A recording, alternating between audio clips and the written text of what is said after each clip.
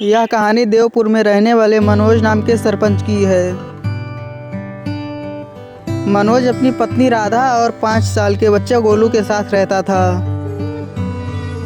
एक दिन गोलू की तबीयत खराब होने की वजह से उसकी मृत्यु हो जाती है।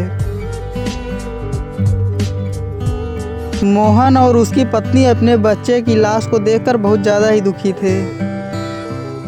मोहन अपनी पत्नी राधा से बोलता है, अब क्या कर सकते हैं भाग्यवान, ऊपर वाले की जो मर्जी थी वह तो हो ही गई, अब इसमें कोई क्या कर सकता है।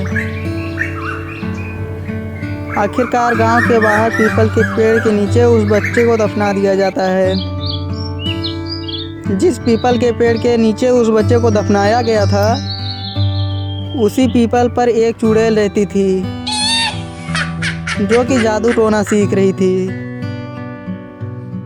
वह सोच रही थी, मैंने बहुत सारी शक्तियाँ प्राप्त कर ली हैं, बस अब एक लास्ट शक्ति प्राप्त करनी बाकी है।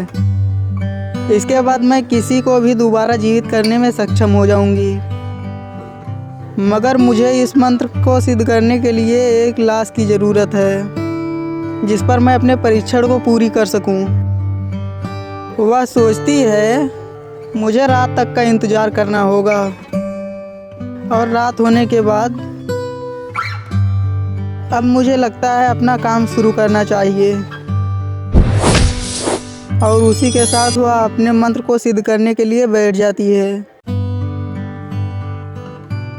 अब कुछ समय तक मंत्र को सिद्ध करती है और सिद्ध होते ही वह बहुत खुश हो जाती है और बोलती है, अरे वाह, आखिर मैंने इसको भी सफलतापूर्वक पास ही कर लिया। लेकिन वह उस बच्चे में दोबारा वापस जान डालने ही वाली थी कि अचानक से 2 गांव वाले उसको देख लेते हैं। वह चिल्लाकर गांव वालों को इकट्ठा करने लगते हैं। उसी समय चुड़ैल सोचती है, मैं इन सब के सामने अगर इस बच्चे की जान को दोबारा निकालूंगी तो शायद ये सब मेरे साथ कुछ भी कर सकते हैं। वह इतना सोच ही रही थी, अचानक से गांव वाले इकट्ठा हो जाते हैं और चुड़ैल उस बच्चे की जान को निकालने में असमर्थ रह जाती है। क्योंकि वो चुड़ैल किसी गांव वाले को परेशान नहीं करती थी, इसी वजह से किसी को पता नहीं था कि इस पेड़ के ऊपर एक चुड़ैल रहती है। लेकिन उस दिन सबको पता चल जाता है।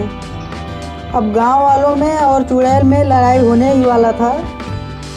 उसी समय वहाँ पर मनोज आ जाता है और मनोज आते ही बोल पड़ता है, रुको। इसके बाद मनोज सभी गांव वालों से पूछता है, आखिर तुम सब ये बताओ, क्या इस चुड़ैल ने किसी को परेशान किया? इसके बाद एक गांव वाला जवाब देता है, नहीं सरपंच जी।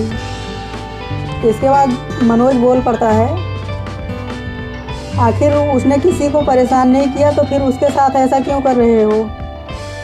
जाने दो उसको। और आखिर उसने मेरे बेटे को भी जिंदा कर दिया है। अब इसके बाद मनोज चुड़ैल की तरफ मुड़ता है और मुड़कर तुरंत बोल पड़ता है, धन्यवाद आपका, जो आपने हमारे बच्चों को पुनः जीवित कर दिया, क्योंकि यह हमारा इकलौता बेटा था। इस बेटे के बिना हम सब अधूरे हो गए थे, लेकिन आपने इसको जिंदा करके फिर से हमारे गांव में खुशियां भर दी। अब मैं आपको बाहर रहने के लिए एक अलग से जगह दिलवा देता हूँ, वहाँ पर आप स्वतंत्र होकर रह सकती हैं।